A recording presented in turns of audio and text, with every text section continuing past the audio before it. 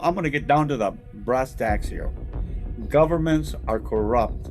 Governments are basically making these cartels. They are cartels. They are the real cartels. Like in Mexico, the governments are the real cartels. I mean, when they get tired of a trafficker, they either kill him or arrest him.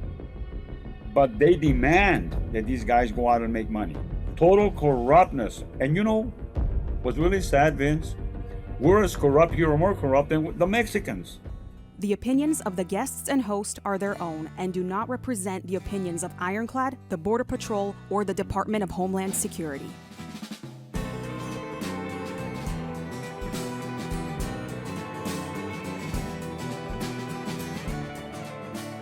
Welcome to Borderland Narcosis, an Ironclad original presented by First Form. Go get your First Form supplements at firstform.com/borderland. I'm waiting for my shipment right now.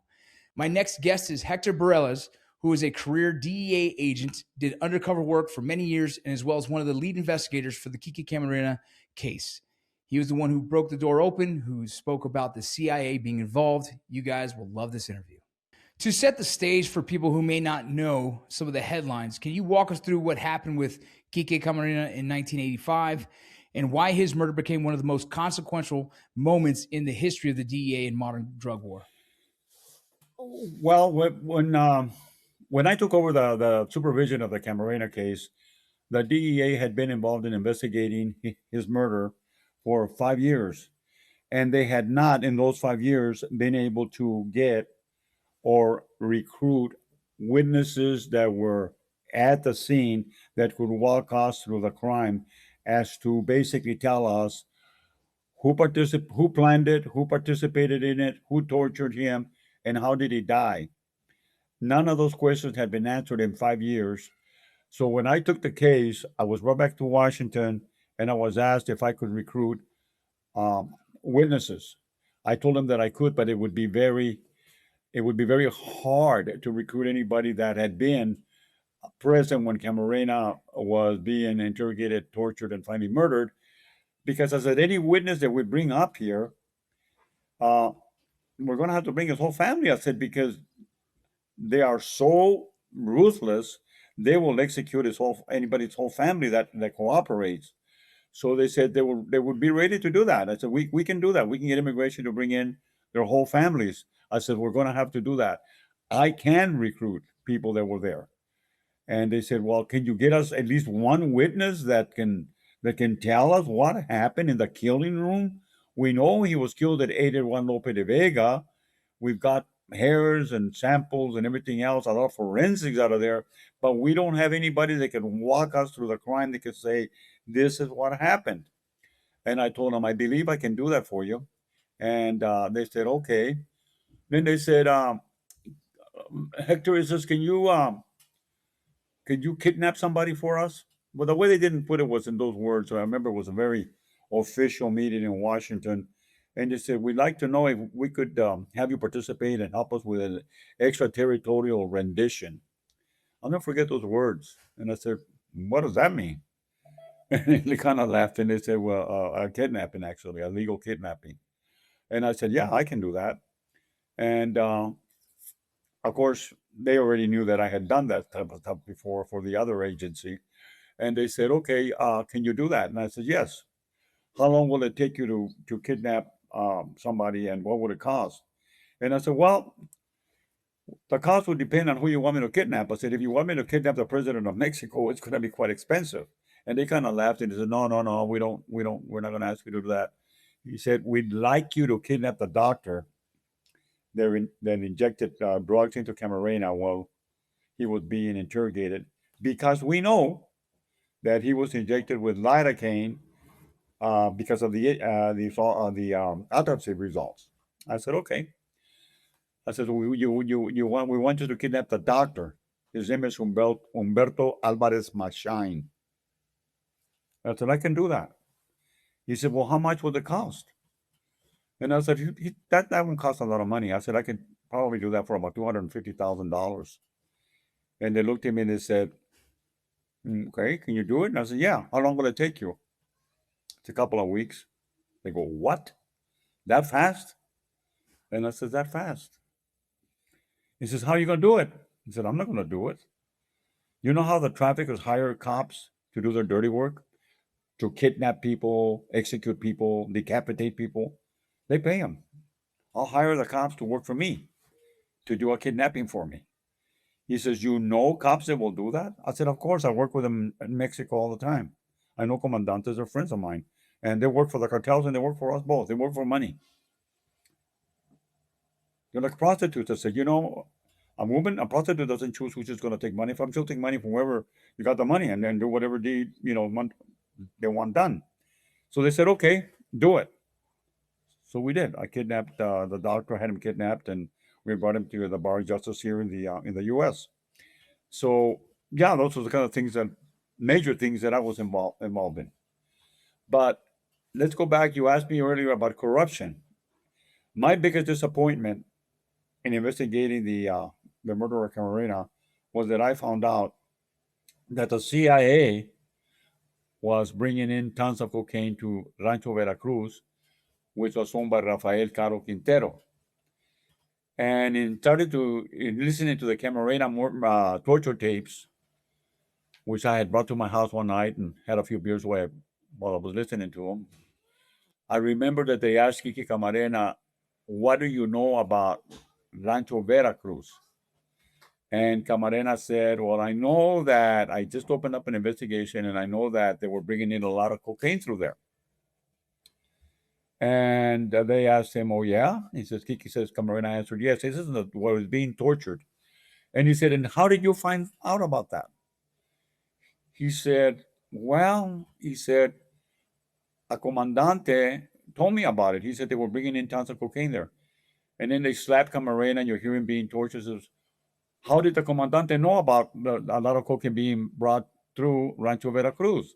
And Kiki answered, because Comandante Lorabacchio has Carlos Quintero's phones wiretapped. And that's why I just started the investigation.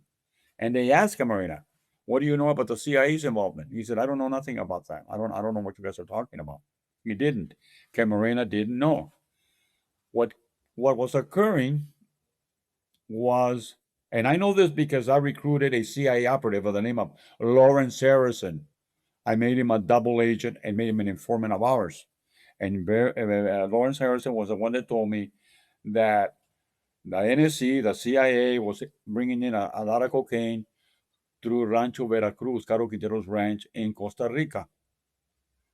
This is the real reason why Camarena was picked up. Camarena was not supposed to be killed. Kiki was blindfolded. When you're going to kill somebody and traffickers are going to kill somebody, then you don't need to blindfold them. They wanted to know what Kiki knew about CIA operations, NSC operations at Caro Quintero's ranch in Veracruz. And Larry Harrison, who was a CIA operative, who had basically, he was an electronics expert. He has set up ground-to-air communications for Rancho Veracruz for the CIA planes that were coming in full of cocaine and were leaving going south full of weapons that they were providing to the Contras who were fighting against the Daniel Ortega communist regime, the Contras. Now, the reason, and I want to make it clear, the reason that the CIA was involved in clandestinely arming the Contras was because in 1980, the CIA and the DEA had gone to the administration and asked for funding of the Contras and provided military assistance to the Contras against the Sandinista communist regime of Daniel Ortega. Congress denied providing any type of funding or military assistance to the Contras. Why? Because we had just come out of a war in Vietnam where we had just had our butts kicked. And Congress knew that the people of the United States were not going to want to get involved in another major war. So that's why the CIA decided to do it clandestinely, undercover, fund the war using drug money. And this is why Camarena was brought in, tortured, and interrogated to see what he knew, because at the time, the CIA and the NSC were already in trouble. They were already being investigated for providing missiles to our nemesis, the Iranians, and they were already under. It's Iran-Contra thing. They were already under investigation, and they didn't want this drug connection to be exposed, and they were afraid that Kiki was going to expose it, and that's why Camarena was picked up. Man, that's crazy. There's some people that would say that those allegations are impossible. What would you say to those skeptics who struggle to believe that the U.S. intelligence operations could be intersecting or being a part of the cartel activity? Well, people at first, when I exposed this, it was about 20 years ago when I first retired from the DEA. I exposed it, and everybody poo-pooed it and said, "Oh, it's all conspiracy theory. Berrellez is full of it. He's just trying to make a name for himself." We came out with the last Narc. I don't know if you saw the last Narc. It's all there, where we exposed the whole CIA involvement in bringing in drugs and also having their hand in Camarena's murder. However, they are still covering it up. They still look the other way. The witnesses, by the way, Vince, they're available. They're still alive, and they saw Oliver North meet with cartel guys. They saw Felix Rodriguez, CIA operative, also meet with Mexican cartels. They were there at meetings.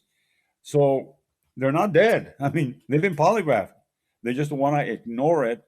And as a matter of fact, I want to make something very clear and announce it in your show. Do you know that Caro Quintero has been brought in?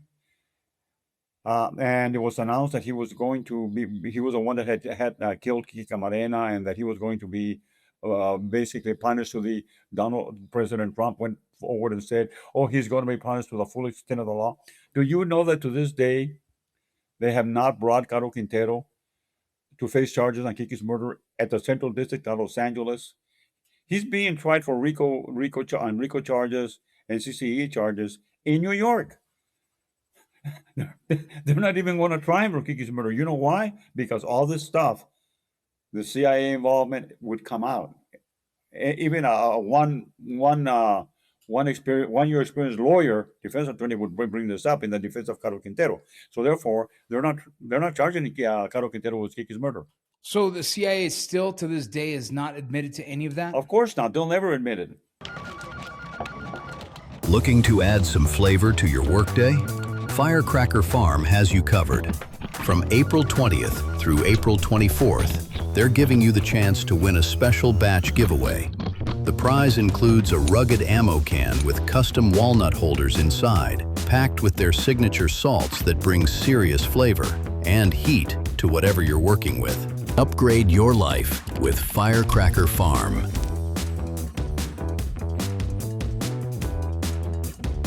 This episode is brought to you by First Form, a company that I've been proud to work with for over 11 years.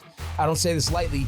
These guys aren't just about supplements. They're about building a community, holding you accountable, and helping people actually change their lives.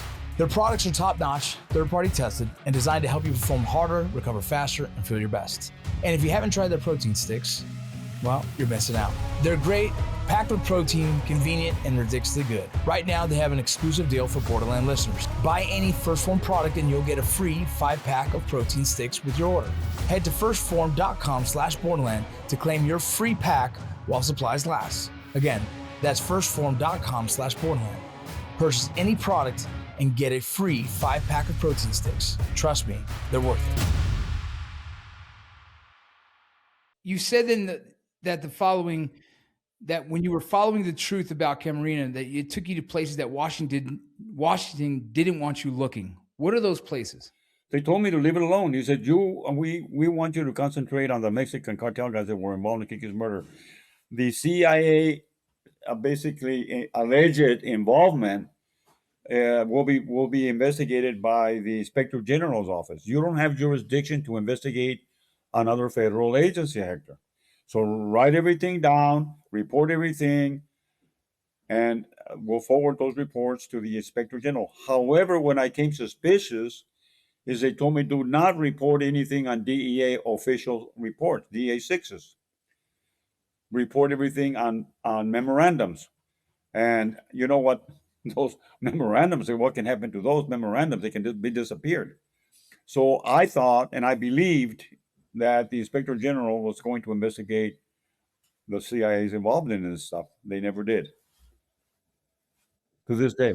Did you at any point did you feel any pressure to stop digging? Like were you getting death threats? Were you getting anything that was pushing you to maybe I should I stop? was basically ordered to stop, and when I wouldn't stop, they took me off the case and sent me to Washington and put me on a desk with no job. Wow. What year was I went to that? the movies for 2 years in Washington, D.C. I've never heard it put that way. Well, they put me on Oh ice, my in other words, and goodness. I didn't have much to do in D.C., Yeah. so I wouldn't get bored at the office. I would go and see every movie that was available. I saw some movies 2 or 3 times. That's crazy. Do you believe that the full story of Kiki Camarena will ever be officially released? No, they're going to cover it up because it goes way back up. I mean, when you talk about Ismael Felix Rodriguez, the agent that interrogated Camarena, the CIA operative that interrogated Camarena, he's very tied with old man Bush. As a matter of fact, when old man Bush first became vice president after leaving the CIA, he brought Felix Rodriguez, Ismael Felix Rodriguez, the Cuban guy. He brought him to give him an office in the executive building of the White House. Um, uh, Ismael Felix Rodriguez is an old Cuban guy involved in the Bay of Pigs, involved in Watergate, involved in everything. He's the one that supposedly captured Che Guevara in Bolivia. Not true. He wasn't even there when Che Guevara was captured, but later he had him executed. And I know because I talked to the Cabo Teran in Bolivia who actually killed Che Guevara. This is all crazy information. Man, I can't even imagine what it felt like for you being a DEA agent and finding out that your own government was involved in the murder and kidnapping of one of your own agents. Did that make you feel like you just wanted to stop working with the DEA completely, or just stop working for the government Of completely? course, I retired the first day when I was available for retirement. I retired. I had to leave. Um, here's the thing, Vince. I'll be honest with you. Here we were capturing, I guess, or basically seizing planes, American planes with 20 tons of cocaine, and arresting CIA pilots and stuff. And I'm not the only DEA agent that knows this. Numerous knew it. We were ordered to release them and turn the cocaine back to them. And we would ask them, why? This guy's got 20 tons of cocaine. And they would say, it's a CIA operation, leave it alone. And we were made to believe that the CIA was doing some undercover work with the cocaine. And they were actually giving it to Freeway Ricky Ross, who was selling it here in Los Angeles, Freeway Ricky Ross. Crazy. And so then the CIA would get a cut from that money, and that would help fund them giving more weapons to the Contra. It takes billions of dollars, Vince, to finance a war. We're not talking millions. They were involved in billions.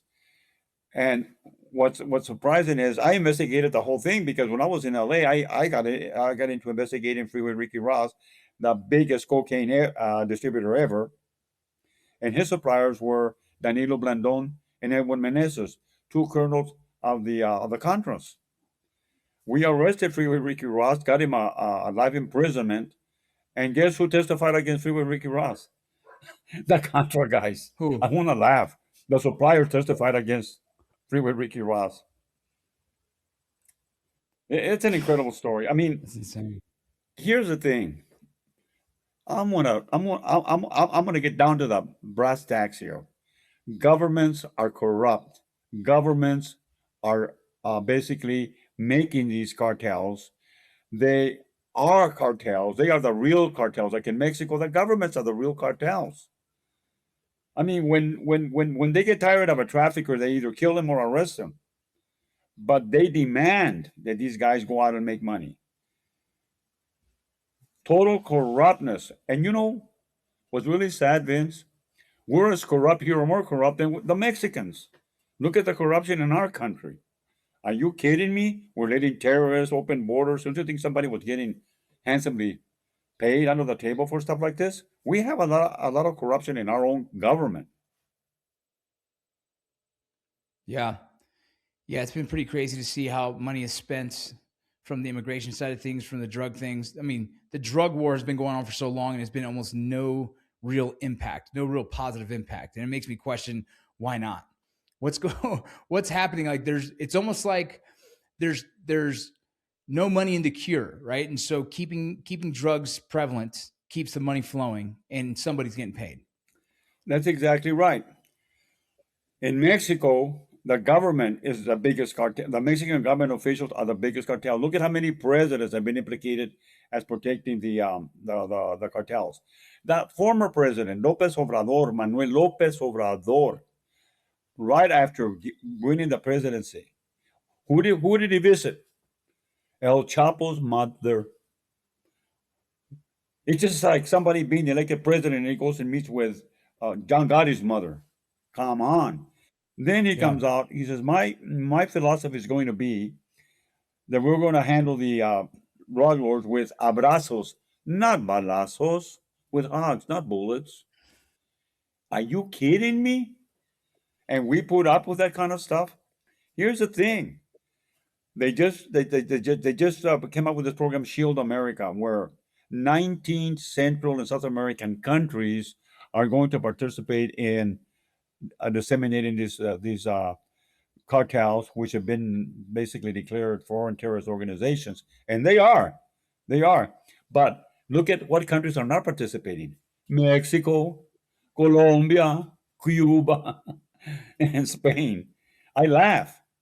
Why don't they want to help the other countries do away with the cartels? Because they're corrupt. There's no other reason, Yeah. and we put up with it. Hi, everybody. This episode is brought to you by our partners at Ghostbed. And today I'm actually sitting down with its founder, Mark Warner, to talk about the story behind their brand and why they're all in on all of us getting better sleep. I've had 3 neck surgeries over the past 27 years. And so I couldn't find a pillow or mattress that worked for me. And so I ended up having to invent my own. I took great care in it so it would take care of my problems. And then I also sleep warm, so I invented a lot of cooling technologies and got a number of patents on that kind of technology. So that was the origin of the purpose. But I wanted to start it with my wife and then my kids as a family business. So my grandfather, after World War I, he started the Werner Company, which ultimately became Werner Ladder. And then my dad invented the aluminum ladder, the machines to make it, and then he invented the fiberglass ladder and fiberglass and the machines to make that. So I was reared in that environment of quality, engineering, inventing, all that kind of stuff. And I grew up in that. So when I was starting Ghostbed and making my own memory foam pillows and mattress, that was my kind of history and allowed me to kind of really make a very quality product. And that's really how we got started. And we're all about high quality at an affordable price. So for all of our Ironclad viewers, we have a special offer. So you go to ghostbed.com/ironclad, and we're giving an extra 15% off, which is a really big discount on already low prices. To come to Ghostbed, take advantage of that special pricing with Ironclad, and enjoy a Ghostbed mattress and other products.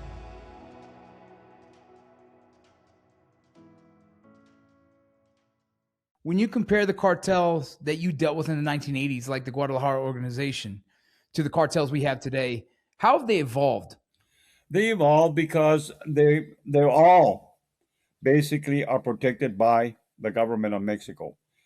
So if you are giving money to generals, you're giving money to government officials, you have impunity to do whatever the hell you want. You can kill who you want. You can basically do whatever you want. You can rape women.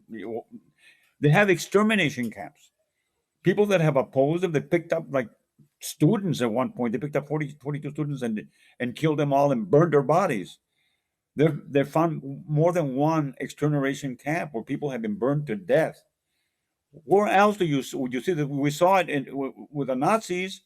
No other country has extermination camps like they have in Mexico. They are very vicious. They love to get an opponent or a law enforcement officer, and they like to castrate him. They like to pull their nails out. They like to decapitate them, all of that stuff is done in Mexico. It is horrible. And finally, we have a president that says enough and declaring foreign terrorist organizations. No foreign terrorist organization has killed as many Americans as the Mexican cartels through assassination, kidnappings, and also through all the people that have died of overdoses. They didn't declare them terrorist organization too soon. Let me tell you that they should have been declared terrorists a long time ago. And how long are we going to put up with this? How long? It's been going on forever. Do you feel? Look at the Chapitos. Now we have the Yep. Chapitos. Now you have El Mencho. Now you have El Mencho's stepson. It just continues. And it's going to continue as long as we have corrupt drug trafficking countries. Not just the cartels, the countries are drug trafficking countries. They hate the United States and they want to inundate us with drugs. Yeah. Yeah. It's a crazy time. Do you think that this administration is better? Do you think that this administration still has corruption involved? Is the CIA still involved in some of the cartel stuff and in supporting drug Listen, trade? the CIA is the CIA. The CIA doesn't, they're in their own world. They don't take orders from nobody. They have enough money to find, I understand themselves, 3 different world wars. Okay? They get their own money. They've been involved in organized crime for years with the mafia, Italian mob, and all of that. So the CIA is going to do what they're going to do. And they don't take orders from nobody. And like I said, So you still think there's corruption going on today? yeah, oh yeah. They'll never change. You have, like, with the DEA, the CIA is the same way. Everything is compartmentalized. People say, Hector Berrellez, you'll ask a DEA agent, what do you know about Hector Berrellez? What do you know about Operation Leyenda? Is all of that true? And honestly, they don't know. They say, well, I don't believe it. Our agency wouldn't do that. Our agency doesn't kidnap people. They don't know because it's compartmentalized. The CIA is the same way. You have the case officers that do their thing, and then you have what's called illegitimate agents. You know what an illegitimate CIA agent is? It's one that is not even on payroll.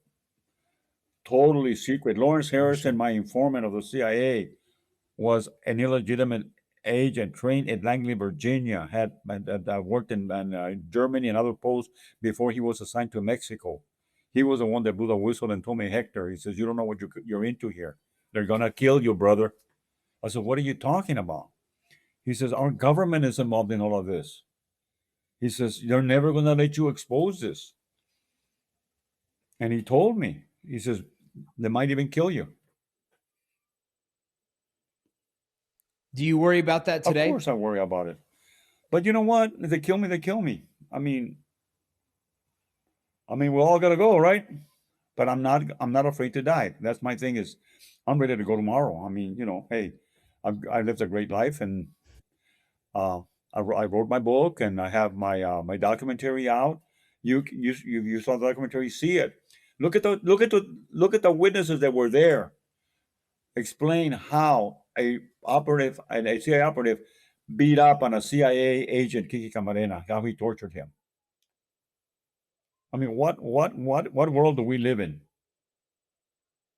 Yeah. So you mentioned El Mancho, and you've seen the reports about him being captured and killed recently. Do you believe that, or is there more to the story? Well, I believe Mencho was basically killed because of the pressure that Marco Rubio and President Trump are putting on Claudio Sheinbaum. And I don't believe that his wounds were mortal. I believe he was executed on the trip back to Guadalajara because Mencho knew too much and he could expose it all. As Mayo Zambada and Caro Quintero, they're over here cooperating with the U.S. government. And of course, that's how they were able to build a case on the guy from Venezuela. So, I mean, they're all cooperating. And here's the thing, Vince, you're a former federal agent yourself. When are we going to stop cutting deals? Is anybody ever going to go to jail? I mean, Caro Quintero should receive, the death penalty for being involved in Kiki's murder. I They're charging agree. him with CCE and RICO charges, and like I said, everybody makes a deal over here. Everybody makes a deal. Yeah, there's been a lot about Kiki Camarena's death, and a lot of stuff come out. We've interviewed several people involved in the investigation or that were friends with him, and it's always hard to hear that the CIA would be involved. And I've heard it before, not just from you, and maybe it was you who first mentioned it, and other people kind of taken on with it. To hear our government's involved in our own law enforcement being killed and kidnapped is just a scary thought. And I've even asked CIA agents about some of the corruption and the question that the stuff that's in question with CIA. And I had one CIA agent admit that the CIA has a mission. Their mission is, whether you believe it or not, right? It's for the betterment of the country, whatever that may be. And even if their actions don't necessarily follow the law of the land, they accomplish their mission in the belief that they're supporting, national security. And that's hard. That's hard to think. There's got to be some kind of gray line, or there's got to be a line that we don't cross as a government, especially with our own people. And so hearing this story even more, it just makes it a little uncomfortable knowing that at any point, any of our Americans, our agents, are vulnerable to if the CIA has a specific mission in hand that that we might say get in front of. And listen, I was brought in, and I was basically talked to by a high-ranking CIA person, and he told me, "Listen, Hector," he says, "drugs is not our priority. The national security of our country is our priority, and we do what we have to do for the national security of our country. And if we have to go to bed with the devil, we go to bed with the devil. So we are not," he said, "a law enforcement agency. We're an intelligence agency. And basically, we do, and right out straight out, he told me, we are not governed by U.S. constitutional law. We do not work under the U.S. Constitution. That's why we only work foreign," which is a lie. They get involved here in domestic stuff. Look at how they were involved in trying to basically do away with Donald Trump. So they do get involved in domestic situations. They'll tell you that they don't. Oh, we're just foreign. That's why we don't work under U.S. constitutional law, because we don't work in the U.S. Our assignments are all foreign. Bull. They do have a lot of work that they do here in the United States. As a matter of fact, I've been warned and told that I have pissed off a lot of people, and they've told me more than once, "Be careful, they're going to kill you." Yeah. Do you think that the U.S. is going to go boots on ground in Mexico at any point? I honestly don't think so. I don't think we need it. I mean, we're so superiorly advanced in our weaponry and our drones and stuff. I don't think it's necessary, seriously. I think if we keep putting pressure on Claudia Sheinbaum, I think she'll get the Marines to do what they did like in Operation like a Mencho. We'll use their boots. They have to cooperate with us. We could really put Yeah. stiff sanctions and tariffs on Mexico. They have to cooperate with us, even though they say they don't. The Chinese ain't going to do nothing for the Mexicans. Look, what are they doing for the Iranians? Not really, nothing. And the Iranians were supplying 80% of the oil to the Chinese and the Russians. So no, I don't think that nothing's going to happen. Well, we've seen recently a lot of these major cartel figures get arrested and cooperating with the United States authorities.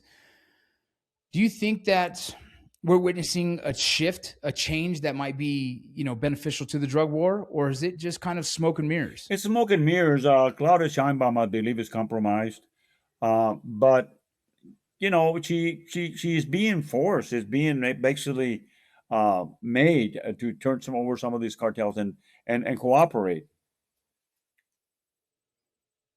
Yeah. Yeah, it's kind of that's what it feels like is she's cooperating, but only as a show of force, almost like for all of us to see that she's trying. But like you said, I haven't seen too many sentencing happening for any of those major characters. That's right. It's a crazy world we're living in right now. Do you think the cartel's winning right now? Are they winning this drug war battle that's going on? No, they're not winning. They've kind of been set back since they've been declared foreign terrorist organizations, but they're still in business. I mean, but I don't think they're winning. Yeah. Oh, man. So everything you've seen with Kiki Camarena in today's fentanyl crisis, what do you think the next phase of the drug war is? Well, they're going to continue to supply fentanyl. Nothing's going to stop. I really don't see anything stopping. I mean, they might get rid of Mencho San. They might kill him, but somebody else will always replace him. They're like grass. They keep you mow it and they keep coming up. You have to keep mowing them.